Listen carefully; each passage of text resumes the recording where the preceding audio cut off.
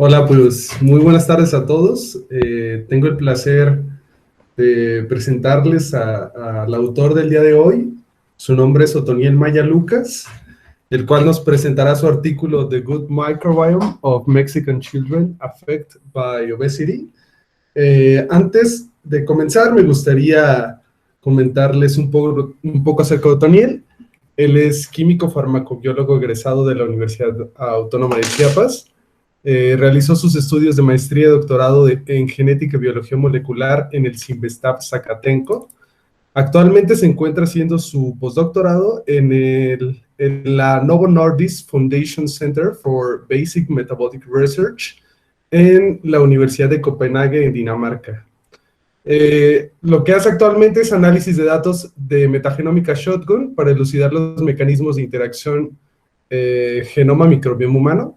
Y bueno, antes de comenzar con la plática de Otoniel, me gustaría preguntarle, pues más coloquialmente, que nos compartiera cuál fue su interés en particular para ingresar, o sea, desde ser químico farmacobiólogo a genómica microbiana, biología computacional. ¿Cuál fue tu interés en particular, Otto? Bueno, yo quería estudiar música, entonces mi mamá no me dejó. Dijo, no, Ok, música no vas a ganar tu sustento. Entonces ok, me dio la opción de decir, bueno, puedes estudiar otra cosa y yo tenía entre ingeniería en sistemas y QFB. En ese entonces me enfermé, me dio hepatitis A y ya no pude llegar a presentar examen de admisión para otra universidad, entonces solamente me quedaba la opción de químico farmacobiólogo. Entonces entré para ser químico farmacobiólogo. Entonces de inicio la vocación no estaba, digamos, ahí. Entonces cuando fui avanzando no había algo de interés en mí en la parte biológica y una maestra, una doctora que fue la que me empezó a guiar en este camino, ella enseñaba filosofía de la ciencia. Entonces a partir de eso y de la parte de la epistemología empezó a guiarme, decir, mira, tú tienes cierta curiosidad por descubrir cómo funcionan las cosas, te podría gustar esto y esto y esto. Entonces, por sugerencia de ella, empecé a hacer veranos científicos. En ese entonces hice una estancia de verano en la UAP con un profesor que manejaba Linux y manejaba interacciones ligando receptor en proteínas. Y a partir de ahí empecé a usar Linux prácticamente cuando conocí a este doctor. Entonces, pues me gustó esa fusión de cosas biológicas con computadoras o con cosas computacionales y a partir de ahí empecé a tener tropiezos con las computadoras y a intentar hacer algunas cuestiones con esto, ¿no? Entonces yo llegué a la Ciudad de México esperando encontrar un posgrado que me permitiera pues desarrollarme en esta área, ¿no? Entonces ahí fue como empecé a conocer que la informática también tenía aplicaciones bio, ¿no? Y eso me gustó bastante. Sobre todo encontré la oportunidad en el departamento de genética y biología molecular y pues ahí encontré un tema de mi interés. Empecé a trabajar con genomas de fagos, primeramente con datos de secuenciación de SOLID, después con datos de eh, 454, de Ion Torrent, de Illumina, y ahí empecé a hacer algunas cuestiones y a participar en cuanto proyecto pudiera, ¿no? Que también se dio la oportunidad. Pero fue ok, un pues largo muy bien. camino. Sí, claro, sí. Pues qué bueno que te decidiste y que ya hayas avanzado un largo tramo por acá, ¿no? Pues sin más, comenzamos con tu presentación. Les comento a los asistentes, a todos nuestros compañeros del club, que para realizar las preguntas las podemos realizar en el chat.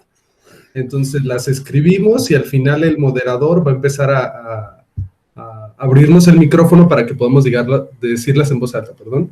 Pero sí hay que escribirla para tener después, más bien, si alguien tiene una pregunta similar, que pueda ver que ya está esa pregunta, ¿no? Y que puede intervenir apropiadamente. Entonces, yo me callo y muchas gracias. Bueno, voy a presentar esto. A ver, espérenme. Ah, creo que es esta. Sí, es la única que está aquí. Eh, ¿Pueden ver mi pantalla? Es el clásico. Sí. Sí, yo no veo que estoy presentando. A Bueno, ver, está una pantalla blanca. Sí, la siguiente es... ¿Ya el título? Ahí está, sí. Muy bien. Ok, muy bien. Pues vamos a empezar. Cuando llegue a una hora y me dicen, ¿no? Para que ya corte el... Vamos a tratar de avanzar esto rápido. El proyecto que estuve desarrollando en el doctorado fue el que concluyó en la publicación de este artículo. Y es un tema bastante interesante que desarrollamos junto con un grupo de trabajo dentro del laboratorio cero, decíamos, a cargo del doctor Jaime García Mena, que ha tenido también bastantes participaciones en proyectos relacionados con microbiota y microbioma. El título del artículo es The Gut Microbiome of Mexican Children Affected by Obesity. Pues bueno, el tema que se maneja en este artículo es la obesidad, abordar una relación entre la obesidad de niños mexicanos con la composición de los genes de las bacterias que están en el colon distal. La obesidad se podría definir como un estado de inflamación, ¿no? Es un estado de inflamación de baja latencia, más allá de la definición que se asocia con la acumulación anormal o excesiva de grasa corporal, podríamos ver que es algo más complicado de lo que parece. Esta clasificación, la obesidad se puede clasificar en diferentes grados en adultos, utilizando el índice de masa corporal como el indicador de las diversas categorías que puede haber en este padecimiento, y podemos ponerlo de acuerdo a el peso entre la altura en metros al cuadrado para obtener un índice. Ahora, las causas de obesidad son difíciles de discernir por el momento. Anteriormente la relación directa era la alimentación, pero hemos visto que tanto la dieta, la edad, factores ambientales, la composición pues en el pool genético del individuo o la historia familiar pueden también tener gran peso en todo esto, ¿no? Podemos tener también comportamientos sedentarios que pueden afectar todo esto, ¿no? Y entre otros factores que pueden y que ya conocemos mucho en la literatura. Los riesgos de la obesidad es que pueden tener comorbilidades, puede pues llevarnos hacia una resistencia a la insulina y finalmente a una diabetes o de algún tipo de alteraciones metabólicas, pueden tener repercusiones en las suprarrenales, pueden llevar también a ciertos tipos de cáncer, como el de páncreas o estómago, puede disminuir la esperanza de vida, puede traer, ¿cómo se dice? Padecimientos coronarios o incluso osteoartritis, ¿no? Esas condiciones son bastante lamentables. Ahora, el problema no solamente es en los adultos, sino también en los niños. Pero a diferencia de los adultos, en los niños se clasifica la obesidad utilizando diferentes métricas, ¿no? La Organización Mundial de la Salud utiliza diferentes tablas de acuerdo al peso y la altura del niño y la edad y el sexo para clasificar si este niño puede o no entrar en cierta región de percentiles donde cierto porcentaje de niños puede tener obesidad o sobrepeso, ¿no? El problema en México es que ahorita estoy hablando en datos en este entonces anteriores al 2018, donde México era el segundo lugar a nivel mundial en obesidad en adultos. Ahorita recientemente en reportes ya creo que es el primer lugar, pero el patrón continúa, ¿no? O sea, es un problema que nosotros estemos siquiera en el top 5 o en el top 10 en cuanto al nivel mundial de obesidad, tanto en adultos como en niños, ¿no? Independientemente si es primero, segundo o tercer lugar, eso ya es alarmante. De acuerdo a la distribución o el panorama actual entre comillas, del 2017, una de las últimas actualizaciones de estos reportes, mencionaba a México en un lugar en el podio central, ¿no? En los primeros lugares. Y eso es algo de preocuparse, porque no es algo que vaya a desaparecer de un día para otro, ¿no? Muchos conocemos la encuesta nacional de salud y nutrición y cómo se presenta tanto en hombres como en mujeres y se presenta más bien en diferentes rangos de edad, ¿no? En diferentes rangos de edad, y en diferentes estatus, tanto socioeconómico como en ubicación geográfica, ¿no? Antes había una distinción clara entre los grandes centros de población y las comunidades aisladas, y ahorita no, ahorita ya es generalizado. Entonces, hay algo que está afectando todo esto, ¿no? A diferencia de la obesidad en adultos, la obesidad infantil es también multifactorial y es todavía más difícil de entender por la manera en que se pueden conseguir muestras o la manera en que se pueden diseñar los estudios para poder caracterizarlos, ¿no? Hay un componente que decidimos estudiar independientemente del pool genético que tienen los niños, y es la relación que pudiera tener ese componente con la microbiota, ¿no? Entonces,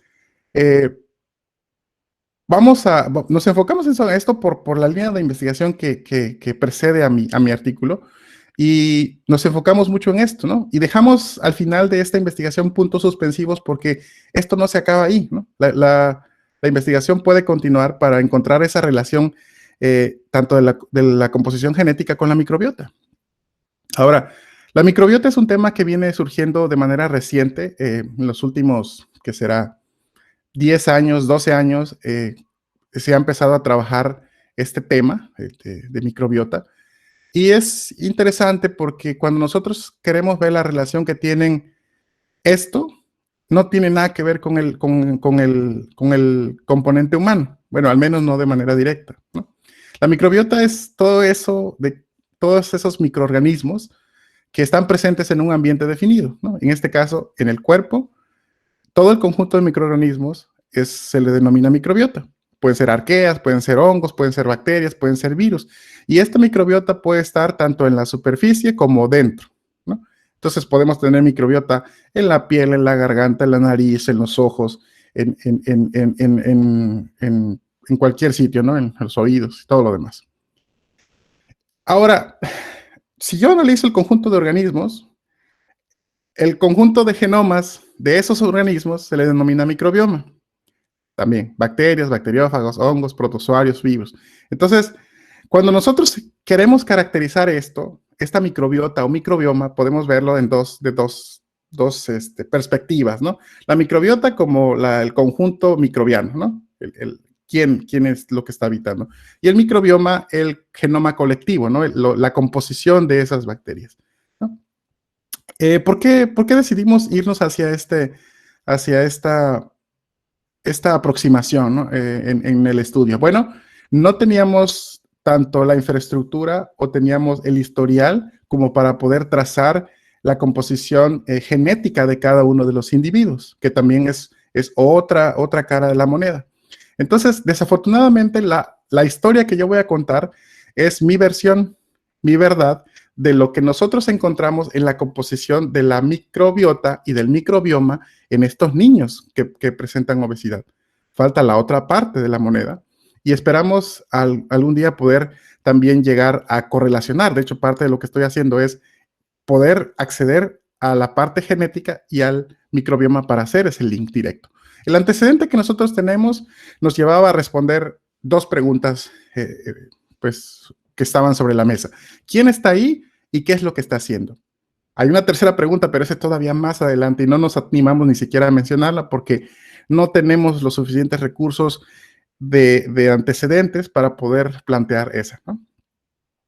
El antecedente directo de esto es la relación que existe entre la obesidad y la ecología microbiana del intestino.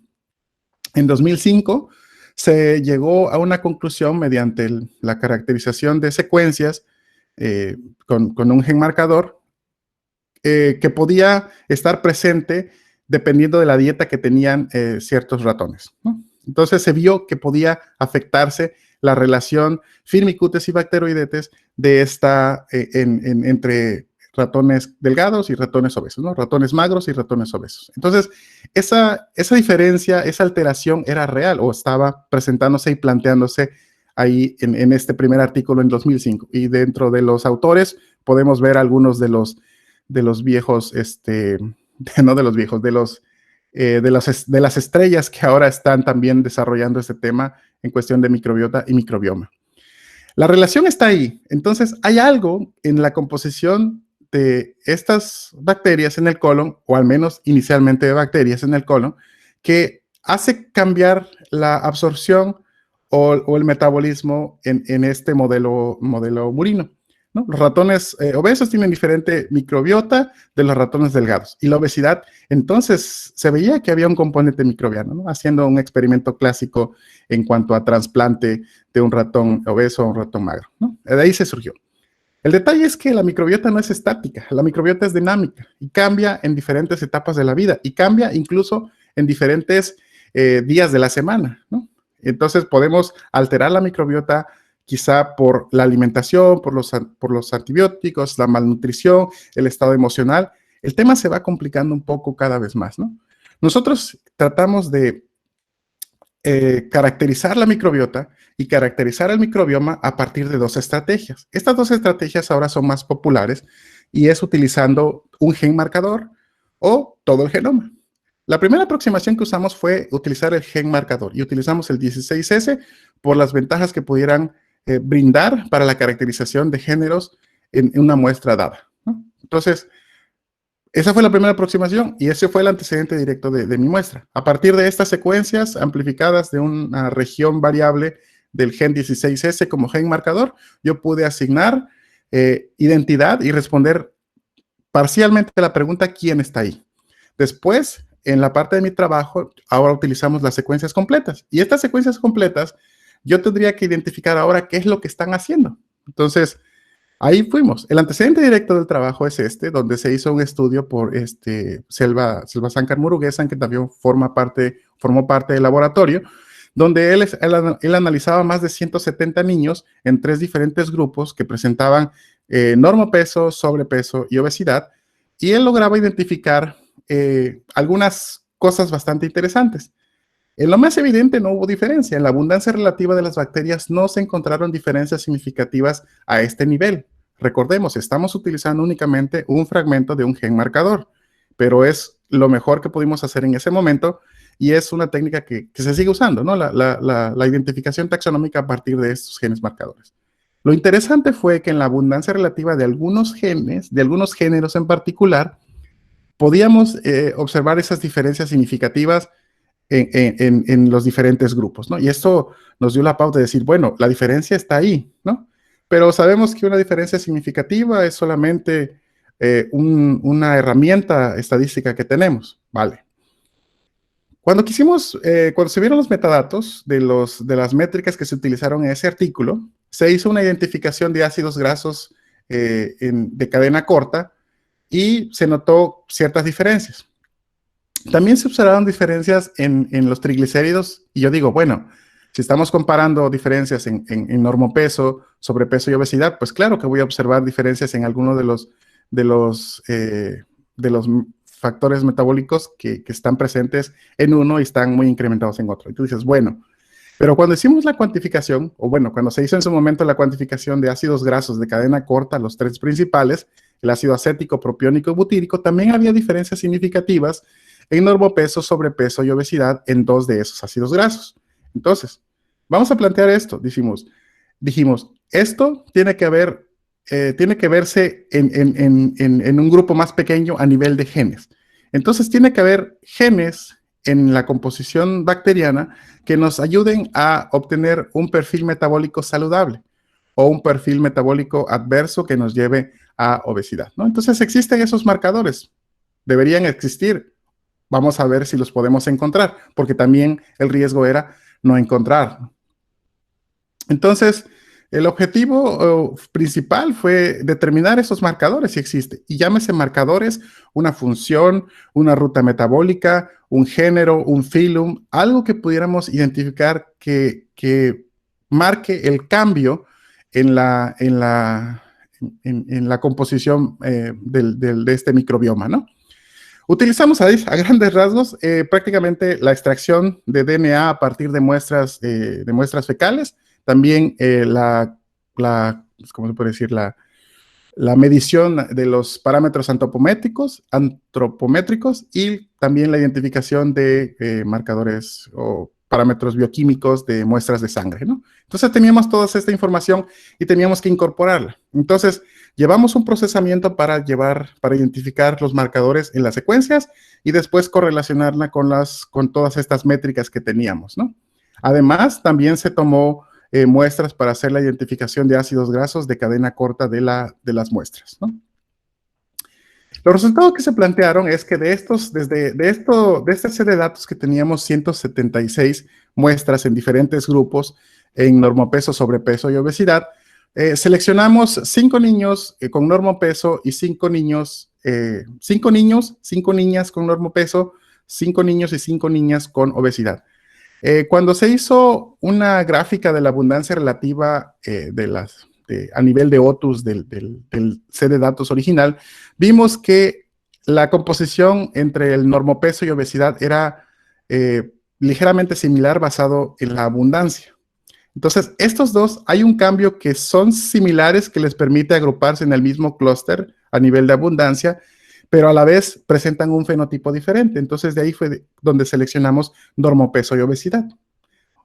Pudiera ser que en otra etapa viéramos el estado intermedio. ¿Por qué sobrepeso se separa totalmente del normopeso y obesidad a nivel de abundancia relativa? Pero esa es otra pregunta que pues no abordamos en este trabajo y que también podría ser interesante. La pista que nos dio este trabajo previo fue una inferencia de perfil funcional que utilizamos con un programa que se llama PyCrust acerca de qué es lo que pudiera estar cambiando entre un grupo y otro. Encontramos diferencias significativas en la biosíntesis de ácidos grasos y la biosíntesis de lípidos. Y tú dices, bueno, es de esperarse debido al fenotipo que presenta, pero vamos a ver realmente qué es lo que está pasando ahí.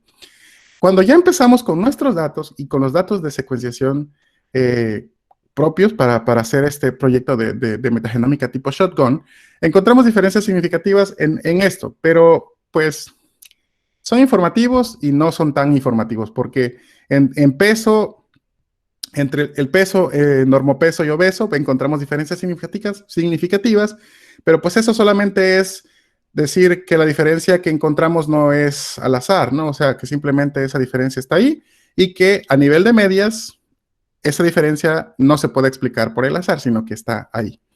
Lo mismo con la altura y con el índice de masa corporal en percentiles. Cuando vimos el perfil bioquímico, encontramos diferencia en triglicéridos, muy coherente con el estudio 16S y en HDL, ¿no? Entonces, uno de los grupos que encontramos en análisis bioquímicos. Cuando se hizo el perfil de ácidos grasos de cadena corta, no encontramos diferencias significativas, cosa que sí habíamos encontrado cuando se hacía en las muestras de 16S, quizá por el número limitado de muestras. Bueno, se hizo la extracción de DNA en 200 miligramos de heces, utilizando el kit de aislamiento de PowerSoil. Se corrió un gel, tanto porcentaje de DNA en promedio. Bueno, las librerías que se construyeron se mandaron a secuenciar en una empresa en Estados Unidos, se llama Autogenetics. Y ahí pues nos dieron pues bandera verde para la generación de las librerías y obtuvimos los datos. El flujo de trabajo se implementó en el clúster híbrido Xicoatl, entonces ahí tuve que pues también obtener ayuda y pues aprender a manejar datos en este tipo de entornos, ¿no?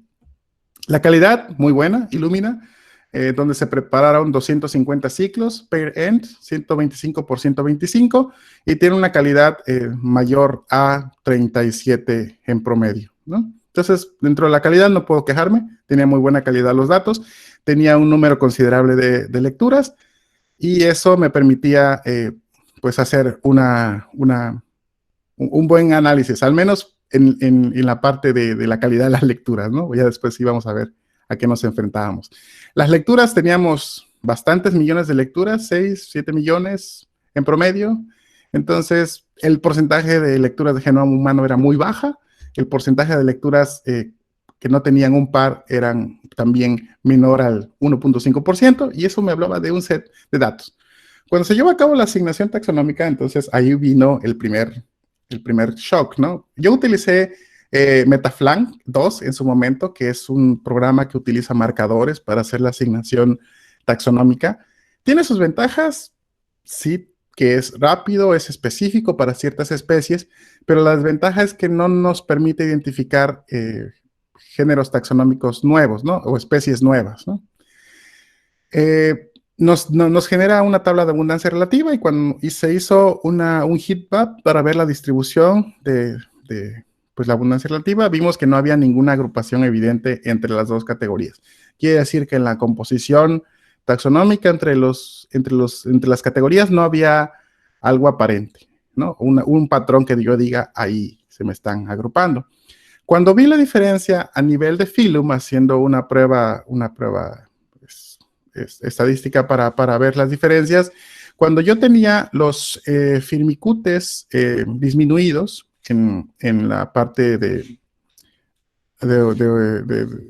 la muestra de normopeso, podía ver que esa diferencia podía ser explicada y que afectaba de manera negativa la proporción, al menos a nivel de firmicutes. Entonces digo, bueno, esto corrobora lo que ya se ha venido sabiendo, que hay una diferencia marcada en la relación firmicutes-bacteroidetes. Pero ¿eso qué me dice? Bueno, no pudimos llegar a una conclusión, por lo menos a nivel de especie en ese momento, de qué es lo que pudiera estar haciendo ciertas especies o ciertos filum, más allá de la diferencia en la abundancia relativa y qué es lo que me estaba marcando. Bueno, cuando nosotros quisimos hacer, tratamos de buscar todo lo presente en las muestras. Aunque la secuenciación no fue específica para virus, también logramos caracterizar virus. Y en los virus vimos que había cierta abundancia relativa significativa en normopeso y un porcentaje también en niños obesos. Pero más allá de la identificación, no logramos encontrar correlación con ninguna de las variables ni con ninguna de las especies bacterianas, ¿no? Entonces, teníamos ahí algo que no podíamos explicar en el set de datos que estamos utilizando. También identificamos el fago más abundante, que ahorita ya se sabe que infecta bacteroides intestinales, que es CRAS-phage o CRAS-001, pero tampoco se encontró diferencia significativa en su abundancia relativa. Bueno.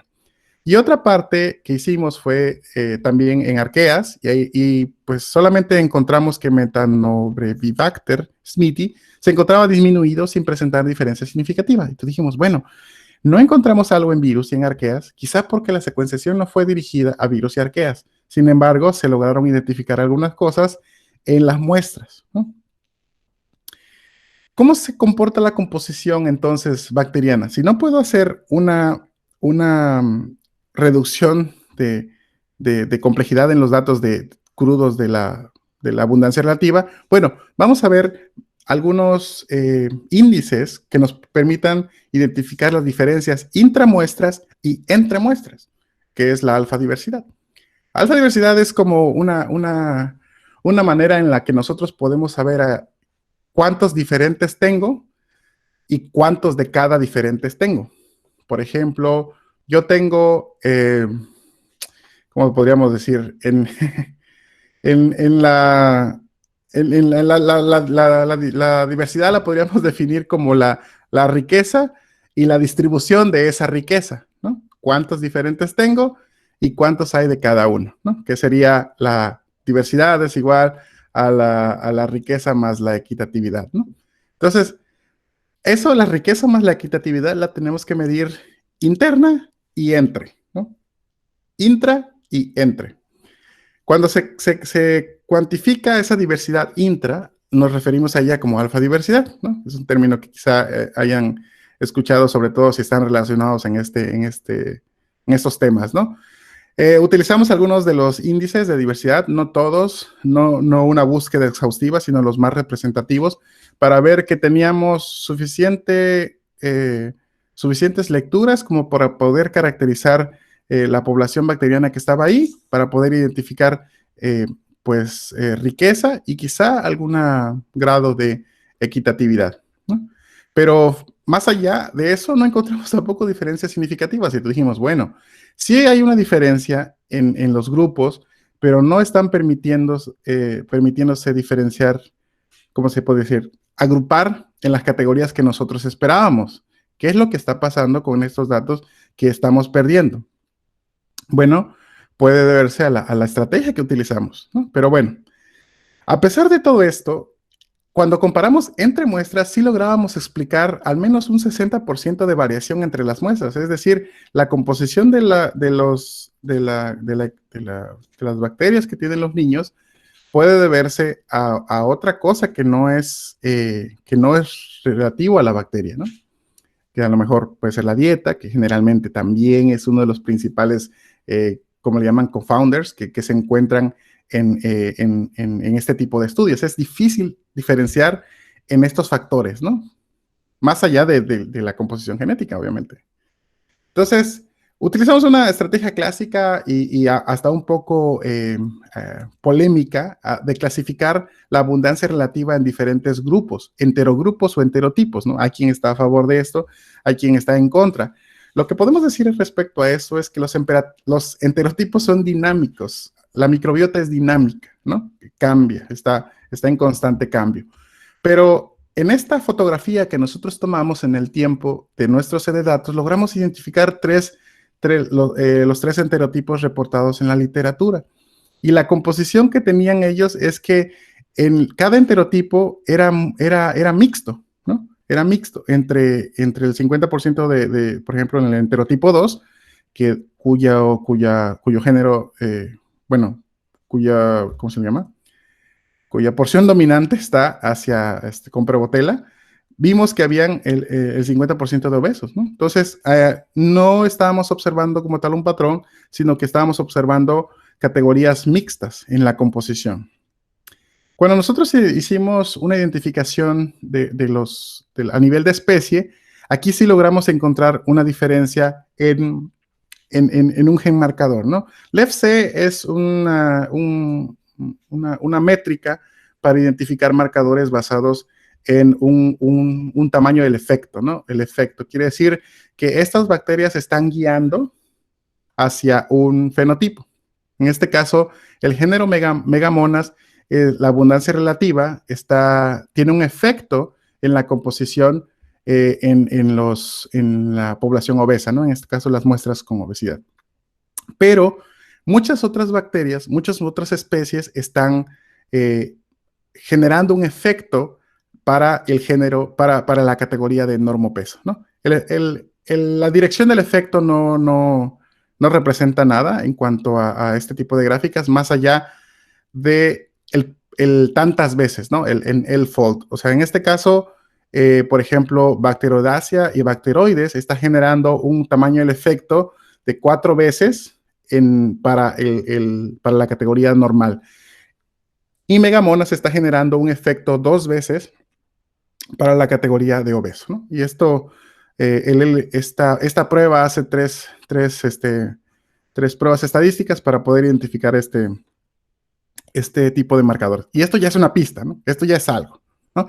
La siguiente parte fue identificar las rutas metabólicas. Las rutas metabólicas encontramos diferencias con esta herramienta, y la mayoría de los puntos a favor o de los marcadores que surgieron estaban relacionados con biosíntesis, ¿no? Con síntesis de ácidos grasos, de ácidos nucleicos. Cuando vimos la abundancia de las rutas metabólicas, ahí no encontramos marcadores para obesidad, solamente encontramos marcadores para normopeso, ¿no? Que son los que están relacionados con la glicólisis 2 en la base de datos, ¿no? Entonces, la ruta metabólica ligada con la glicólisis tiene un efecto para normopeso, ¿no? Eso quiere decir que las de obesidad o carecen de los genes o carecen de las bacterias que contienen estos genes, o realmente la proporción de estas bacterias no es significativa respecto a normopeso, ¿no? Por eso no lo identificó el marcador que es LEFC, ¿no? Y después vimos la abundancia de genes, y aquí sí las cosas se ponen un poco más interesantes, porque muchas de las categorías que nosotros encontramos, son un montón que no tiene caso discutir uno por uno, pero sí están relacionadas con metabolismo. Y tú dices, sí, claro, están relacionadas con metabolismo, porque es lo que estás buscando, ¿no? Pero encontramos que muchas de esas están relacionadas con ácidos grasos de cadena corta. Y tú dices, bueno, ¿qué pudimos encontrar ahí? Cuando hicimos una ordenación funcional o una gráfica de reducción de dimensiones, con un gráfico de coordinados, vimos que hay un grupo, por lo menos en nivel de ruta del PAT, ¿cómo se dice? La abundancia de las rutas, que me permite explicar un porcentaje bastante alto de la variación que existe entre esos datos, ¿no? Aquí el porcentaje que explica son 96% en este componente y 1.36 en este componente, ¿no? 97% de la variabilidad que existe o de la variación que existe en estas rutas se explica en esta gráfica, ¿no? En este momento, en esta fotografía de la abundancia relativa. Entonces, sí hay algo ahí marcado. Tratamos varias estrategias y varias metodologías estadísticas para encontrar una correlación entre un género, una familia o una especie con los metadatos que ya teníamos, porque hasta acá solamente habíamos abordado la abundancia relativa, pero faltaba ver la correlación que existe con los metadatos que habíamos juntado hasta este entonces, ¿no? Metadatos, parámetros bioquímicos, antropométricos y demás, ¿no? Concentraciones de ácidos grasos de cadena corta. Y ahí encontramos una correlación negativa entre la familia Oscillosporacea y la concentración de colesterol, utilizando modelos lineales para asociación multivariada, ¿no? Eso fue bastante interesante porque la abundancia relativa de esta familia disminuye y es menor en obesidad que en normopeso, ¿no? Entonces, aquí estamos encontrando esta búsqueda que estamos encontrando. Tú dices, bueno, esto es algo que podemos explicar en esta parte. Esto fue utilizando marcadores, esto fue utilizando una base de datos donde ya hay marcadores definidos, pero ¿qué tal si las diferencias no están ahí? ¿Qué tal si las diferencias están en otros genes que quizás no se estén considerando como marcadores, ¿no? Que podemos anotar.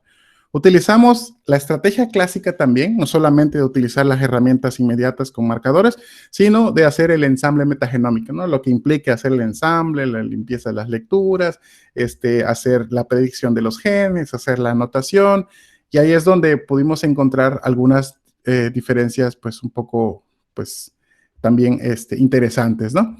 Mucho de la agrupación que hicimos entre los ortólogos identificados mediante la estrategia clásica de metagenómica, que es ensamble y anotación de funciones, pudimos observar algunos grupos de ortólogos cuya abundancia estaba bastante presente en estas muestras, ¿no? Entonces, la mayoría tenía que ver con transporte de carbohidratos, metabolismo, producción de energía y también con transporte y metabolismo de lípidos, a grandes rasgos, ¿no? Este es el grupo de los ortólogos que se utilizó con la base de datos EGNOG para su anotación. Entonces aquí ya nos llevó, y digamos que se ve resumido un poco, que es cierto, hay bacterias que están guiando el cambio a nivel metabólico. Lo que no se pudo hacer en ese momento y que todavía no se ha podido hacer es, ya identifiqué la ruta metabólica, ya tengo la abundancia relativa y ahora quiero ver quién es, o sea, qué bacteria es la que está causando eso, ¿no? No se había podido. Recientemente, el año pasado, ya se publicó una base de datos donde se liberan más de 200,000 genomas y esos 200,000 genomas tienen una base de datos que está uno a uno, o sea, puedo identificar la ruta presente y la abundancia relativa de esta bacteria y puedo correlacionarla con una ruta metabólica o un gen que tiene una función determinada, en el mejor de los casos. Pero en ese entonces solamente lo podía hacer con marcadores, ¿no? Pero cuando yo lo quería hacer con genes, ahí había ese problema. La única manera en la que pudimos acoplarlos fue en este tipo de clústeres entre la abundancia relativa de las especies más abundantes y también de los ortólogos más abundantes, ¿no? Las conclusiones de este trabajo, bueno, los niños obesos presentaron diferencia significativa, que era de esperarse en cuanto al índice de masa corporal, en triglicéridos y en nivel de colesterol. También encontramos diferencia significativa en herpes virus en niños con obesidad, aunque no lo pudimos correlacionar con, por lo menos, los metadatos que se tomaron, ¿no? También identificamos a Crashphage como uno de los bacteriófagos más abundantes. También hicimos una caracterización de fagos, pero no pudimos ahondar más en esos datos. por también cuestiones de tiempo. Y la abundancia relativa de esta metanobacteria, esta arquea más bien, metanogénica, se encuentra disminuida en relación a los niños con normopeso, ¿no? Muy parecido en la abundancia relativa en adultos, ¿no? Entonces, podrían haber algunas cosas que se tienen que investigar, pero es una propuesta que hacemos ahí, ¿no? Entonces, los niños obesos presentan un incremento en la abundancia relativa de Metanobrevibacter, asociados con un incremento de peso relacionado con dieta de modelo murino. También que los enterotipos más comunes son el enterotipo 3 y el enterotipo 2, aunque esto puede ser debatible y con gusto lo podemos debatir. Ahí también hay coincidencia con la relación Firmicutes bacteroidetes en la relación con la bibliografía. Y hay algunos ahí bacteroidetes que se encuentran en mucho mayor abundancia en especies, ¿no? Que también están relacionados con normopeso, ¿no? Ya que tienen cierta actividad probada para producir acetato, propionato y succinato. Bueno, ¿qué más podríamos decir a esto, no? El Phylum Firmicutes es el más abundante, el género Megamonas se encuentra también abundante en niños con obesidad, y también están, pues, algunos, ya no lo pudimos verificar a mayor detalle, en cuanto a la relación que existe en la producción de ácidos grasos de cadena corta con el género Megamonas, que fue uno de los principales marcadores, ¿no? La familia Oscillospiraceae fue significativa más abundante en niños obesos y pues eso sí está probado que se produce ácido valérico, ¿no? Pero no pudimos hacer cuantificación de ácido valérico, ¿no? Entonces, a grandes rasgos fue un análisis en el cual estábamos explorando la posibilidad de la relación que existe entre el metagenoma y la composición bacteriana que venía de antecedente en nuestro laboratorio, y fue una muy buena aproximación, ¿no? Que nos dio la pista hacia dónde podemos seguir en cuanto a los marcadores relacionados con la producción de ácidos grasos de cadena corta en esta población. Y es interesante que muchas de las cosas que nosotros encontramos concuerdan, pero a la vez difieren de lo que se encuentra en otros países, que también es el debate ahorita, ¿no? No existe como tal una sola composición del microbioma, sino que es incluso regional, ¿no? O sea, limitado muchas veces a la composición genética, y también en muchos otros factores que pueden alterar la microbiota, ¿no? Entonces, de mi parte, yo creo que es todo, y no sé dónde está el reloj. Y pues, 11, ya. Pues de mi parte eso es todo. Eso es todo.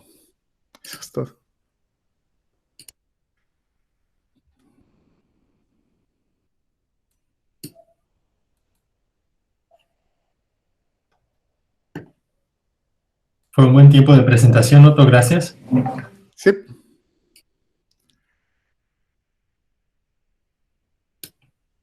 Dejo de compartir, espérame. Detener presentación. Ya está. Hola, Otto, muchas gracias por tu presentación. Está muy interesante el tema. Soy Víctor y también soy parte de los organizadores. Hola. Sí. Yo no trabajo con microbiota humano, pero siempre que escucho sobre estos temas, me imagino este experimento que hicieron con los ratoncitos, en donde cambia la microbiota y de ratones obesos a ratones que no son obesos, y se cambia el fenotipo. Entonces, me parece muy interesante todo este tema de la relación Firmicutes y bacteroidetes. En esta tarde yo voy a ser el moderador, y la forma en la que vamos a proceder con las preguntas es la siguiente. De acuerdo al orden en el que fueron poniendo las preguntas, le voy a ceder la palabra a los participantes. Sin embargo, si alguien tiene una pregunta que cree que está relacionada o que pueda complementar la pregunta que hizo el primer participante, la puede hacer al final de que tú respondas. La idea es que se complementen las preguntas y sea algo más dinámico y como un diálogo entre todos los participantes. Entonces, pasaré a la primera pregunta, que la va a hacer Ana Karen. Hola, Otto. Muchísimas felicidades por la presentación. Fue muy interesante y la verdad me apasiona mucho este tema. Como primera pregunta, ¿cómo decidieron el tamaño de la muestra para este estudio metagenómico? Eso de los 10 normopeso y los 10 obesos. Existen dos versiones, la versión oficial y la versión pues, aquí entre cuates, ¿no? Son muy parecidas, pero nos fuimos a los extremos, ¿no? Cuando vimos la distribución de los metadatos, nos fuimos a lo que nosotros queríamos observar. Digamos que forzamos un poco, hicimos una selección de muestras a conveniencia para obtener algunas diferencias, ¿no? O sea, en cuanto a obesidad, utilizamos los que tuvieran la mayor diferencia en cuanto a pesos respecto a la media, como los outliers, para ver si podíamos identificar la mayor diferencia entre esas personas, ¿no? Entonces, esa es la razón formal que dijimos, y vamos a verlo si tenemos este set de datos, ¿no? Entonces, podemos utilizar esos datos. Esa sería como es la versión. La otra versión, que es la versión aquí, es también limitado por la cantidad de recursos del proyecto, asignados al proyecto, ¿no? Entonces, es una pregunta que siempre va a estar en discusión porque así tengas 20, así tengas 50, actualmente estoy trabajando con un set de datos de 700 y también nos hacen la misma pregunta, ¿no? ¿Por qué solamente esos, no? Entonces, ¿solamente? Claro, es una pregunta que es difícil a veces de responder, más allá de utilizar el muestreo a conveniencia en los extremos, ¿no? Eso. Sale, muchas gracias. Uh-huh. La siguiente pregunta es por parte de Tania. Hola, Tania. Hola, ¿qué tal? Buenas tardes. Otto, bueno, ya te voy a decir Otto porque todo el mundo te dice Otto. Sí, todos Muchas Otto. felicidades. Muchas felicidades por tu trabajo. Me interesó mucho desde que lo vi porque yo también trabajé con obesidad y microbiota en niños, entonces ya por ahí luego te mandaré un correo. Sí, Mi claro. pregunta es, ¿por qué cuando no encontraron diferencias a nivel de género y especie, no se fueron a niveles taxonómicos más intermedios, como familia o clase? ¿Por qué Revisé brincaron todos, hasta O sea, revisé todos, Okay. Cualquier diferencia en los niveles, en los 6 niveles que pudimos identificar, ¿no? 7 niveles. Sí, lo revisé. O sea, sí revisamos todo y no se encontraban diferencias, sino que se comportaban de manera heterogénea, ¿no? De hecho, muy parecido al heatmap que puse de Metaflan, no se observa un patrón definido ahí. Tengo mis sospechas, pero eso en su momento, con la herramienta que teníamos a la mano y la base de datos que estaba limitada, pues fue lo que se pudo caracterizar, ¿no? Eso también fue un logro, pero también hay muchos huecos que se pueden llenar, ¿no? Más ahora que hay más herramientas al respecto. Pero sí se evaluaron todos los niveles. Y claro, o sea, ¿no crees que todos los niveles? Y hasta donde lo viste fue otra vez hasta Phylum, lo más general, digamos. Sí, lo más general, Phylum, que encontramos la diferencia, pero tú dices, bueno, esa es la diferencia que se ha venido observando en la bibliografía y que tú dices, sí, pero más allá de eso no puedo explicar, ¿no? Por eso, la finalidad también no se había observado nada con 16S, no había diferencias a nivel de género, no había diferencias significativas. Entonces, creemos que la composición de los genes en las bacterias es lo que pudiera guiar hacia un fenotipo, ¿no? Pero es la pregunta del millón, ¿no? Para todas las enfermedades asociadas con microbioma, es la pregunta del millón, ¿no? Ya respondiste la pregunta del millón y ahora quieres decir, bueno, ¿quién originó qué, no? ¿Fue el huésped el que le dio forma al microbioma o fue el microbioma el que le dio respuesta a la enfermedad que se está presentando o al fenotipo que está presentando? Eso tomando nada más estas dos variables, pero hay más. Muy bien, gracias. Gracias. A continuación, levantó la mano Jaciel Torres. Si quiere complementar o preguntar algo relacionado, adelante. Sí, hola. Perdón, buenas tardes. Yo soy estudiante de maestría también de Chiapas, Otto, y la pregunta que hace Tania también se me hace como bastante interesante en el aspecto de por qué no explorar niveles taxonómicos más, superiores, ¿no? En mi caso, yo también trabajo con microbiota intestinal, nada más que yo trabajo con una población abierta, son indígenas de la región Tzotzil-Celtal de Chiapas, son adolescentes.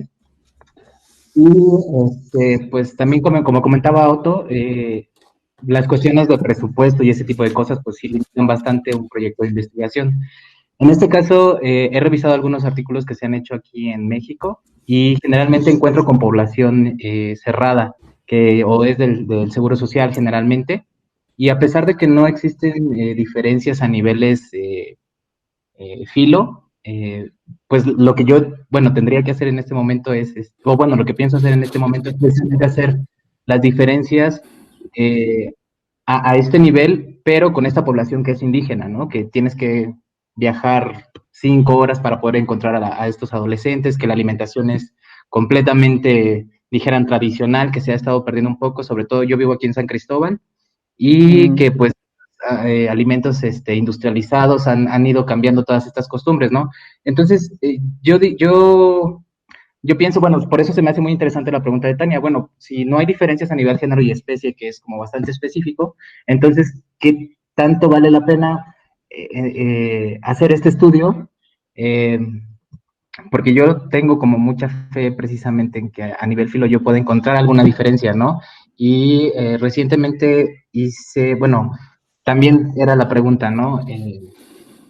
Yo voy a utilizar nada más 15 muestras para hacer secuenciación, pero pienso hacer la diferencia entre los que son normopeso y con los que son obesos, también con niveles elevados de triglicéridos. Entonces, no sé, es como qué tanto valdría la pena poder ahondar en hacer estudios a estos niveles, a pesar de que sea una muestra bastante poca por la cuestión de los recursos, y qué diferencias quizá tú consideras que podría ser encontrarse, tomando en cuenta ya otras características un poco más diversas, como es la sociodemografía, digamos, ¿no? El punto a favor que tú tienes, bueno, de la muestra ya no mencioné de dónde fueron, vienen de una escuela primaria de la región de Catepec. Y es curioso porque la primera aproximación que se hizo con la escuela fue para la caracterización de copias de amilasa en muestras salivales de niños. Entonces, hay una tesis previa donde había diferencias en el número de copias que presentaban los niños para amilasa, ¿no? Y eso está relacionado con el metabolismo pues, primario de los carbohidratos en su degradación. Entonces, había una relación ahí con los niños con obesidad. Los niños con obesidad tenían menos copias de amilasa, para empezar, ¿no? Y entre otras cosas que se pudieron haber hecho, pero el panel permitió esa caracterización. Después se tomaron también muestras fecales de los niños y es donde se hizo el análisis con 16S. Se utilizaron 170 niños y se trató de homogenizar el número de muestras por categoría. Después vimos en una muestra más pequeña, pero de ese mismo grupo, y dijimos, bueno, no encontramos a nivel de género filum, pero quizá pueda haber en la nivel de composición.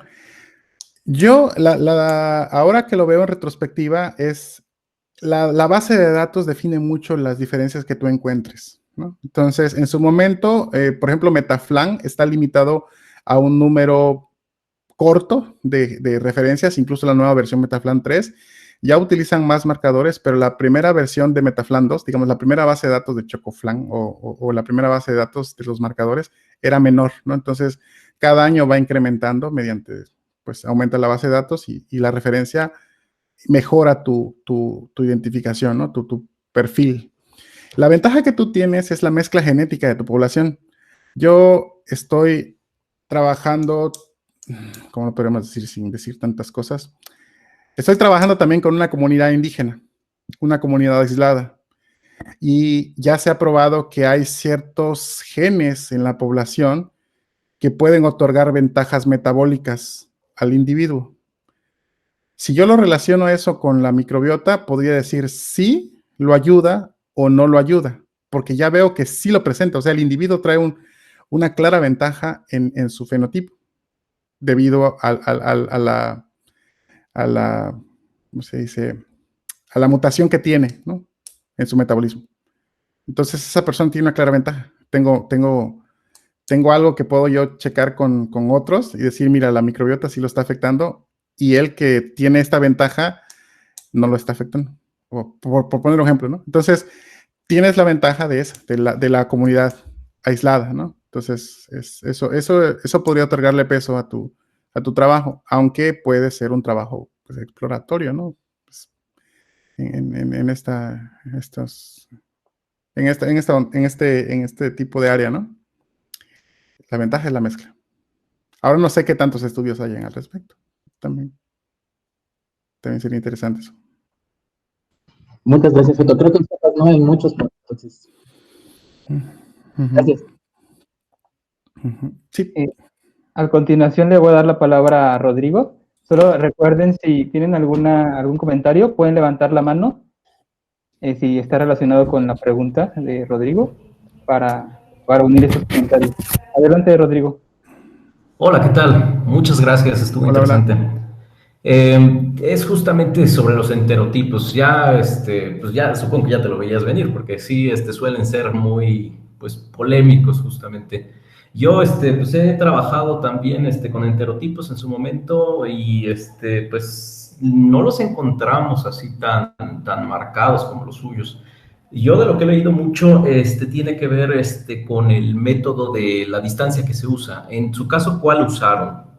JSD, basada, bueno, Jensen, una modificación de Sí, Jensen. Sí. Sí, de hecho, perdón. No, sí. No, es que justamente me interesa saber un poco la experiencia, si llegaron a probar otra distinta o algo, porque sí, justamente yo tuve problemas con eso, aunque también eran datos de 454 en su momento. Entonces, pues sí, también es bastante diferente. Bueno, la estrategia que sugieren en su momento, que fue hecha por Mani Arumugam, es hacer primero la identificación, la clasificación taxonómica, y luego hacer la métrica, luego calcular el número de clusters, validar los clusters, y se te juntan los 3 clusters, pues hacer ya el plot, ¿no? Prácticamente. Es dinámico, o sea, lo malo de los enterotipos es de que son muy dinámicos, y la población que ellos utilizaron fue mezclada en población danesa, población china y europea. Sí. Justamente ahorita estoy en el mismo piso que Mani Arumugam en el CVMR, y ellos ya no se usan, o sea, ya usar enterotipos a estas alturas es como... Sí, justamente. Sí, se te agrupan, hay clusters, pero no, o sea, ya es muy general, ¿no? En su momento se intentaba utilizar como un marcador, como un marcador predictor, es decir, si yo tengo este enterotipo, lo puedo agrupar en esta categoría, y el experimento que hacen es realmente hacer una antelación del fenotipo que va a presentar a partir del enterotipo en la muestra, ¿no? Esa es la idea de ellos. Ya no es tan bueno utilizarlos como predictor. Después salió ¿cómo se llama? El paper, no me acuerdo del título, pero dice Think Enterotype, donde cuestionan, ¿no? O sea, desde el punto de vista matemático es un volado, porque la agrupación va a estar en función de la distancia que estés utilizando y también del método de clusterización que estés usando, ¿no? Entonces, en este caso, puedo yo utilizar JSD o Jensen o Bright Curtis y utilizar lo más sencillo para hacer los dendogramas. Pero es dinámico, o sea, tenemos que explorar muchas cuestiones cuando no hay una explicación aparente, hay que probar diferentes métricas y explicar la distribución de mis datos. Los enterotipos ahorita definitivamente ya no. Incluso el catálogo de genes que surgió después con Queen o King, ya no se usa tanto. O sea, ahorita la nueva aproximación es utilizar ¿cómo se llama? Binning o Binding, para hacer la asignación taxonómica, y hasta eso está en función de la base de datos. Sí, claro. Entonces, siempre luchando por utilizar la más reciente que tú construyas, ¿no? Porque... Entonces, tú dirías ya directamente no lo recomendarías. El enterotipo no, o sea, porque puede agruparse, puede no agruparse, pero siempre son cuestionables. Eso, de hecho, en las presentaciones que he ido del grupo reciente, ya no se usa Sí, no, es que justamente alguna vez asistí a una presentación de Peer Borg y justamente ya estaban manejando que eran muy difusos, muy poco discretos. Sí, el grupo de Peer Borg tiene yo creo que la estrategia más popular es usar Motus para ellos, pero también es una base de datos que no se actualiza completamente. Yo prefiero hacer el ensamble, el generar los bins y los bins anotarlos, ¿no? Entonces, la base de datos se tiene que actualizar de manera recurrente. La última tenía 11 millones de genes. pero ahorita hay otra que tiene más de, bueno, el último artículo, 200,000 genomas. Bien. No me acuerdo el número de ortólogos, pero es eso. Es diferente la estrategia, pero ¿Qué estarías utilizando, perdón, para el BIN? Para sacar los BINs. hay uno aquí que hay aquí un predictor de la Universidad de Copenhague que se llama BDF, BVDF. O también se puede hacer Metabat o MaxiBin, cualquiera de los dos también. Sí, Metabat, MaxiBin. Son los de cajones. La ventaja que tiene el nuevo método es que ya está utilizando ¿cómo se llaman? Métodos de deep learning para hacer la asignación. Entonces ya hay más, le están mejorando mucho el algoritmo más allá de la identidad, así, del alineamiento, pues. Suena bien. Mm, Pues gracias. sí. A continuación, si no hay algún otro comentario. Bueno, yo tengo un comentario, tú ahorita que estás hablando de base de datos. En la presentación dijiste que hay una base de datos con la que puedes relacionar uno a uno el microorganismo con tu función, si entendí bien. Ujú. ¿Esta base de datos es para microbioma humano o incluye bacterias recuperadas de otros hospederos o otros lugares? Más que de otro lado es todo lo que está clasificado como metagenoma, de ahí será una reconstrucción, ¿no? Más orientada sí a humano, que otras cosas, ¿no? Pero no sé si hagan la diferencia marcada en los archivos finales, ¿no? Pero sí es muy orientada a humano. Está, a ver, ¿cómo se llama la base de datos? Si no me acuerdo del título del artículo, es 200,000.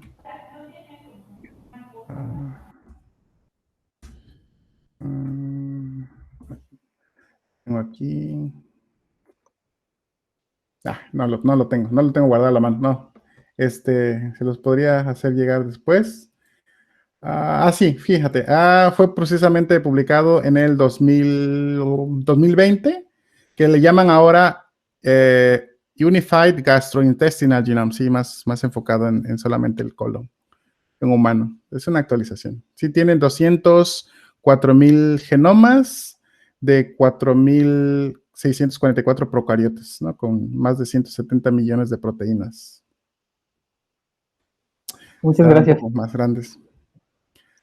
La siguiente pregunta es por parte de Mari. Adelante. Igual felicidades, se me hizo muy interesante. Es algo en lo que yo quisiera trabajar. Estoy todavía, bueno, acabo de terminar. Pero bueno, mi pregunta es que si esta diferencia en la composición bacteriana entre los niños obesos y los normales, ya se sabe si es una causa o es un efecto de la condición. Es la pregunta del millón. No sabría. O sea,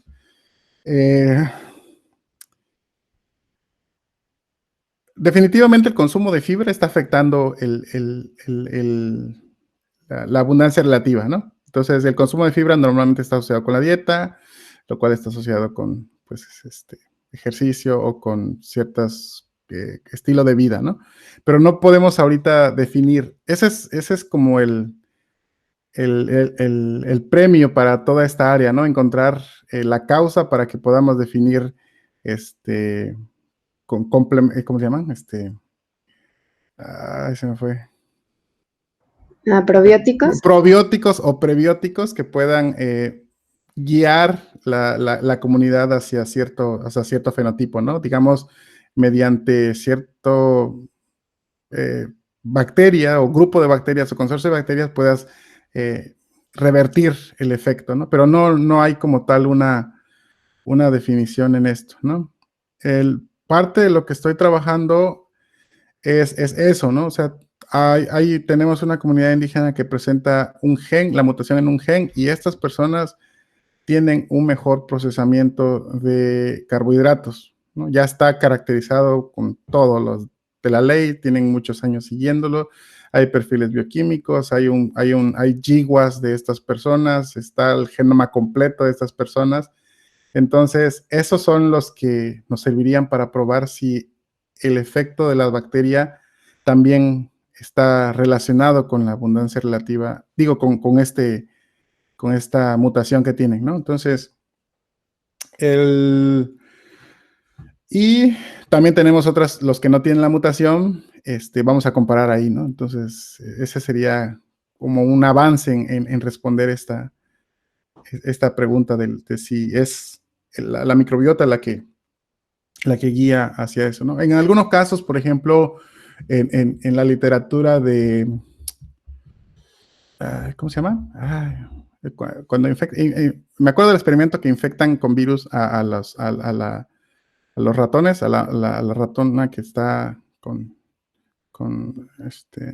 embarazo. No sé si estoy utilizando los términos adecuados en modelos animales. Y los ratoncitos que nacen tienen esquizofrenia.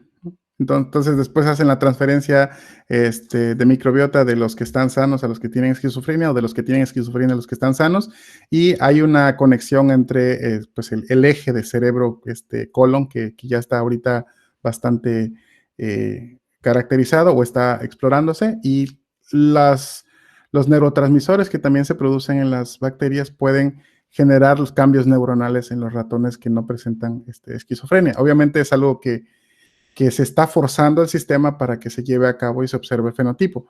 Pero hacer ese tipo de estudios en los niños con obesidad y normopeso, pues sí está muy difícil de controlar esas variables, ¿no? Y de decir, sí, esto es guiado por la composición. Entonces, digo, si fuera otro modelo diferente, quizá podríamos evaluarlo, ¿no? En plantas, en suelo. No sé qué tan sencillo sea, pero tomaría menos tiempo y hay menos complicaciones éticas ahí, ¿no? Uh-huh. Perdón. La siguiente intervención es por parte de Ana Karen. Hola, Karen. Hola. Ay, espérame un momento. Sí, no te preocupes. Bueno, mi siguiente pregunta iba más a qué es lo que lo llevó a estudiar los ácidos grasos de cadena corta, ya que usualmente pues muchos de ellos los utilizan, no sé, los colonocitos como alimento, o se utilizan para otras rutas metabólicas, para el metabolismo humano. Y por qué no pensar en algún marcador potencial que sea más acumulativo, ¿no? Ese que pues se absorbe, por así decirlo, y que sea un poquito, no sé, que se pueda relacionar mejor con esas asociaciones con la microbiota. Esa es una pregunta. Los ácidos grasos de cadena corta, además de participar en la formación de los triglicéridos, también funcionan como moléculas de señalización, ¿no? Y es algo en lo que ya había un antecedente de algunas bacterias que están pues caracterizadas en producir una gran cantidad de ácidos grasos de cadena corta. Entonces, ya sea por la ruta de señalización o por la generación de ácidos grasos de cadena corta, los ácidos grasos, esos short chain fatty acid, pueden servir para identificar un posible marcador, ¿no? Entonces, usamos los tres más populares en los ácidos grasos de cadena corta de 1, 2 y 3 carbonos para poder caracterizarlos, ¿no? En las muestras fecales, y se pudo realizar la metodología para la cuantificación con HPLC, y después buscar si hay alguna relación con los genes relacionados con la producción de ácidos grasos de cadena corta. Entonces, de ahí que fue la unión entre esos, ¿no? Porque sí, pudimos haber usado otros marcadores, pero en la infraestructura y en las colaboraciones que teníamos para realizar este proyecto, no existía ese puente, ¿no? Para otro marcador, ¿no? Eso también limitó la búsqueda. Sale, muchas gracias. La siguiente es una felicitación por Domingo. Dice que es un trabajo muy interesante y que gracias por tu ponencia. Y posteriormente hay una pregunta que también yo te quería hacer, pero le cedo la palabra a Alejandra Miranda. Hola, Alejandra, sí, la conozco. Hola, Otto, ¿cómo estás? Hola. Primero, muchas gracias por la plática, estuvo muy padre. Y mi pregunta es, con la experiencia que ya tienes y con las herramientas nuevas que hay de bioinformática, con todo lo que sale, si volvieras a hacer este trabajo actualmente, ¿usarías de nuevo Metaflan y Human o cambiarías de herramienta? Lo usaría nada más al principio para caracterizarla así como abuelo de pájaro, que es lo que hay utilizando la base de datos de Metaflan, que ahorita la versión 3 ya mejoró un poco. Pero siempre las estrategias basadas en marcadores van a estar limitadas a la base de datos, ¿no? Entonces, quizá de las diferencias que no se encontraron fue por la versión de base de datos, ¿no? Entonces, estoy hablando que el análisis que se hizo fue en el 2016, la base de datos, que fue lo mejor que se tenía en ese momento, y definitivamente no lo usaría para análisis posteriores, ¿no? Pero también depende de qué serie de datos estoy utilizando. Si yo quiero ver algo más a fondo, a detalle, tengo que usar la estrategia clásica: ensamble, predicción de genes, anotación, ¿no? Ya sea por estrategia de binning o estrategia directa de anotación, usaría esa vía. Pero si yo ya sé qué especies están ahí, solamente quiero ver las funciones de esas especies que están ahí y que coinciden con la base de datos de Metaflan, pues adelante, nada más es decir, ¿está o no está? ¿Y en qué proporción? Porque en eso está bueno. La ventaja que tiene Human y Metaflan de las herramientas de BioBakery es de que pueden relacionar rutas metabólicas con genes, con bacterias, ¿no? Que eso es sí, no, o sea, la cuantificación que hacen de cada ruta es matemática, ¿no? O sea, es matemática basándose en las abundancias relativas. Es decir, este género tiene estas rutas metabólicas y la proporción se distribuye de acuerdo a las lecturas que mapean en los marcadores aquí. Pero puede ser que haya otros genes dentro de las rutas que no se estén identificando con estos marcadores, ya sea porque, no sé, por muchas razones que el mapeador no funciona. Ahorita ya usan Diamond para hacer el mapeo, pero en el ensamble tú podrías identificar más genes, aunque la desventaja del ensamble es de que a muchos de los genes no los vas a poder anotar, ¿no? Entonces es como... No hay estrategia perfecta para hacer esto, ¿no? Es una área bastante dinámica. Es bueno porque estás mejorando siempre y después dices, como que no era por ahí, ¿no? O sea, siempre buscando, probando diferentes para encontrar mejores resultados. Pero definitivamente no usaría marcadores. Es que depende. Esa respuesta me gusta.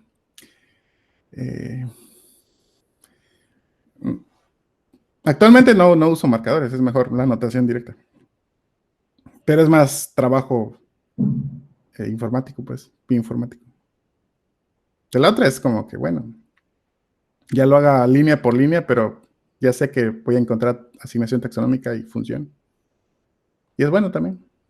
Digo, fue la aproximación que hice también. Debería presentar la versión 2022 de esto, digo, sí. Pero bueno, fue lo que se podía hacer. Fue una fotografía en el tiempo, ¿no? De esto está así. Y la ventaja que tiene este campo es que es dinámico. O sea, es muy dinámico, no está, o sea, anteriormente decimos, no, esto afecta a la microbiota, ¿no? Esto otro afecta a la microbiota. Esto afecta a la microbiota. Y pues sí, pero también después descubrimos que ese cambio no era tan significativo. Muchas gracias, Otto. Otto te iba a decir que podrías utilizar el clásico depende de la especie. Que utilizamos mucho. Sí, La siguiente intervención es por parte de Rodrigo, que tiene otra pregunta. Adelante, Rodrigo. Hola, sí, es otra muy sencilla, nada más, si llegaron a revisar un poco más lo del Archaea, la Methanobrevibacter, si la llegaron o lo piensan hacer en el grupo, sobre todo haciendo una exploración dirigida, o sea, una PCR, ver que está ahí realmente, ese tipo de cosas. No, en esa parte ya no continué yo, la parte, pues, digamos, la verificación como tal en las muestras con otra estrategia. Si yo enfoqué mucho de la parte al análisis y he estado más en la parte de análisis, procesamiento de datos que en la parte experimental. O sea, sí, la parte de extracción, sí, participé en la parte de extracción, en unas que otras cosas en las que también tuve muchas, ¿cómo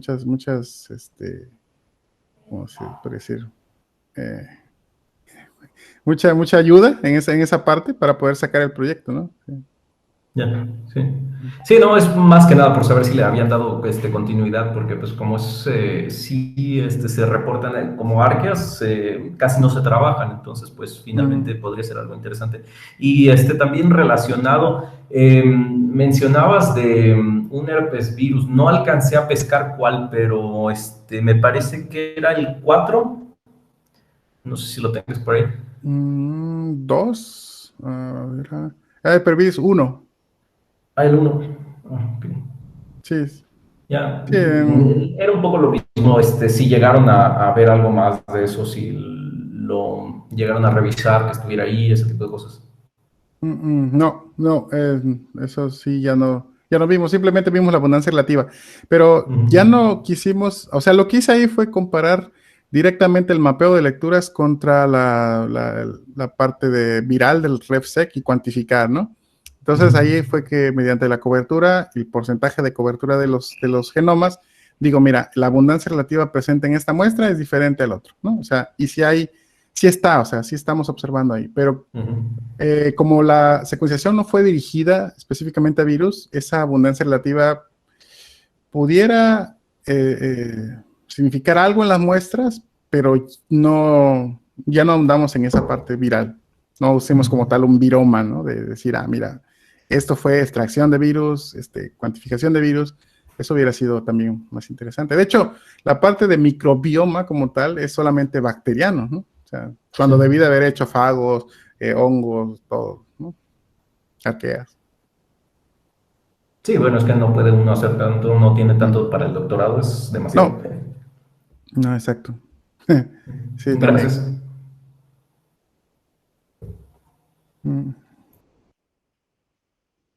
Gracias por tu participación. La siguiente pregunta es por parte de Luigi. Adelante, Luigi. Listo, yo de nuevo otra vez. Bueno, pues primero, muchas gracias por tu presentación, Otoniel.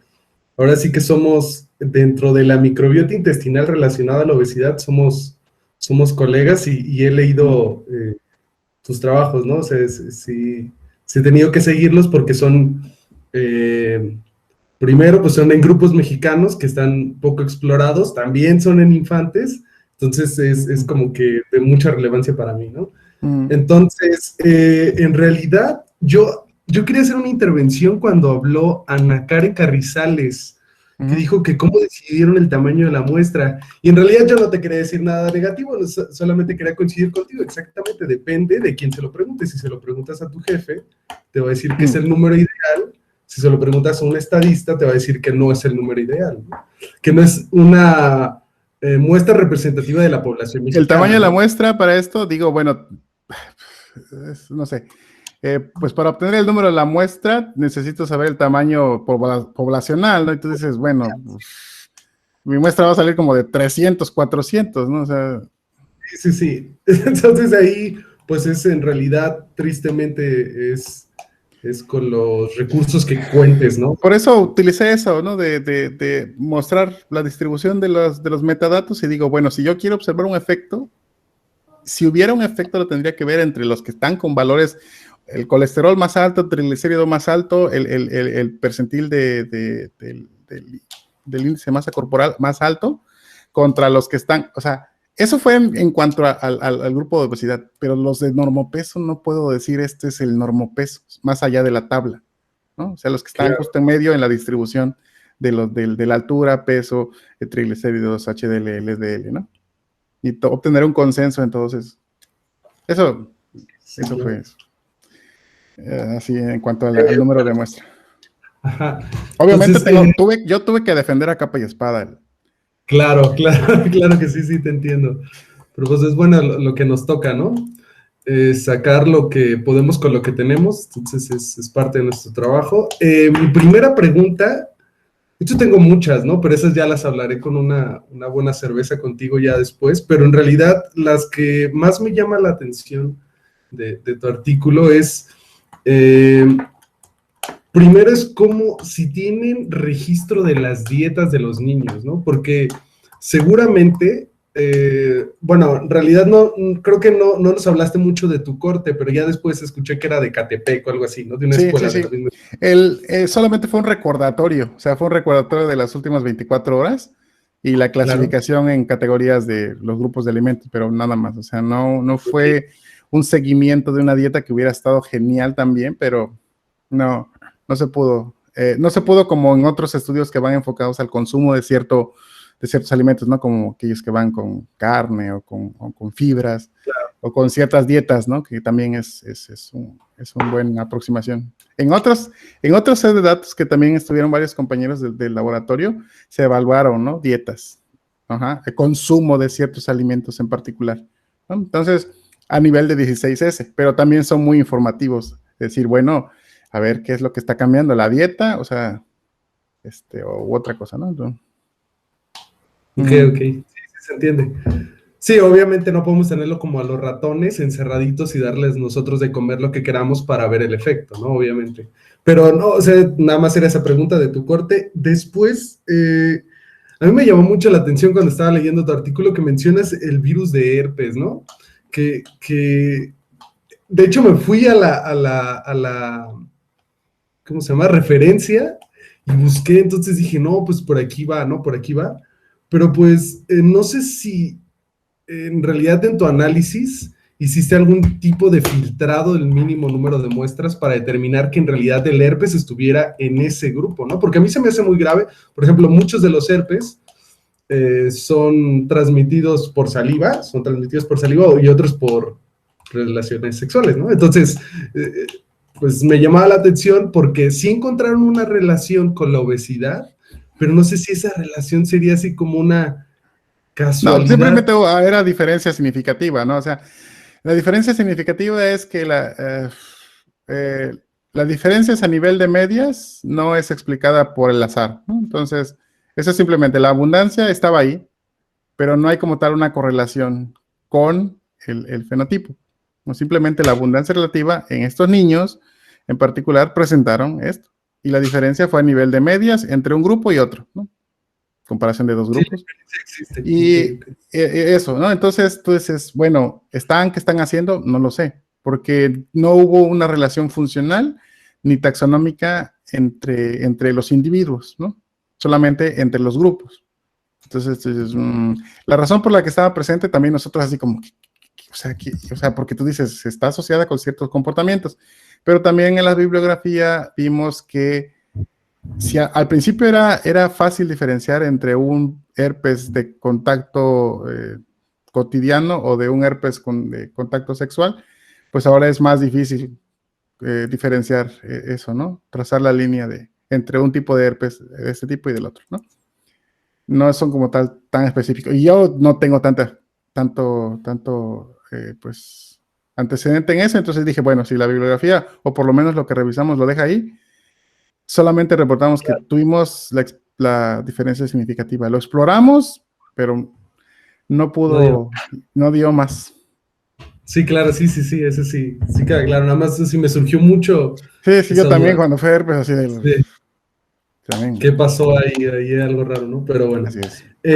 Y la última, creo que es un poco más, pues ahorita ya lo estás diciendo a nivel poblacional con los datos que estás estudiando ahorita, ¿no? Pero, por ejemplo, en mexicanos sí se han hecho estudios de genotipificación que han demostrado que dependiendo de cuál sea, pues sí, la ascendencia que tienes, o sea, la ascendencia cultural que tienes, o sea, el grupo indígena al que perteneces, como todos los mexicanos que estamos entremezclados, sí podemos tener diferencias a nivel genético, ¿no? Obviamente. Y que sí hay algunas que están relacionadas con la degradación o mejor captación de los alimentos, ¿no? Pero más bien, mi duda, o sea, ya sabemos que sí hay diferencias y que los mexicanos somos súper diversos en realidad, ¿no? Como podemos ver ahorita, somos súper diversos. Pero más bien mi pregunta era si en tu grupo de infantes, o si lo está haciendo ahorita el doctor Mena, es si está haciendo genotipificación de estos niños, o sea, que está buscando estas variantes que pudieran buscar estos genes que mencionas que pueden estar relacionados con la obesidad. Ya no supe ahí, ya no supe. Es la única caracterización que se hizo y se publicó fue con las copias de amilasa. Entonces ya no sé si se hizo un perfil o si se siguió a caracterizar a los niños, ¿no? Como tal.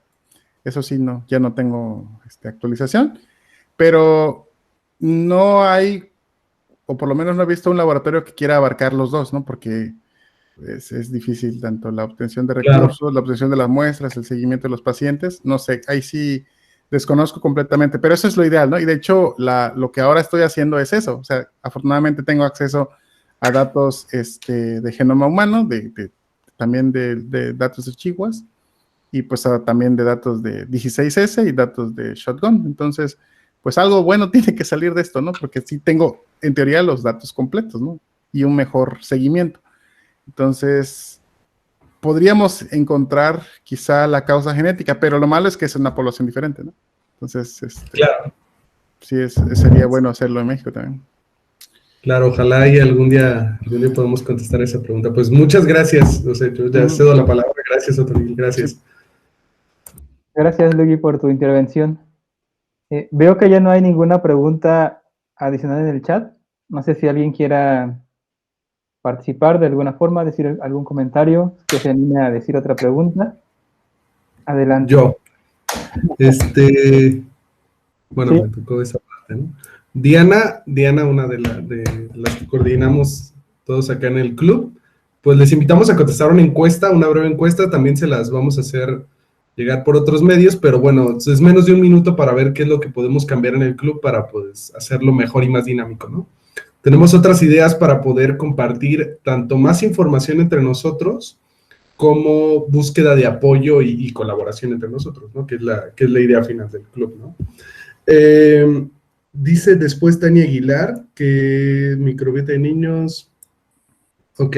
Ah, sí, que si vemos varias personas que estamos estudiando microbiota intestinal de infantes sí, de infantes, ajá, que pues nos intercambiemos ahí el correo. Yo creo que sí está bien que hagamos intercambios así, pero también pues conocer qué están haciendo en otras áreas también está padre, ¿no? No solamente en infantes, pero sí, o sea, con gusto podemos hacer ese intercambio. Entonces los invito a contestar esa encuesta. No sé si alguno de los asistentes tenga alguna intervención, algo por el estilo.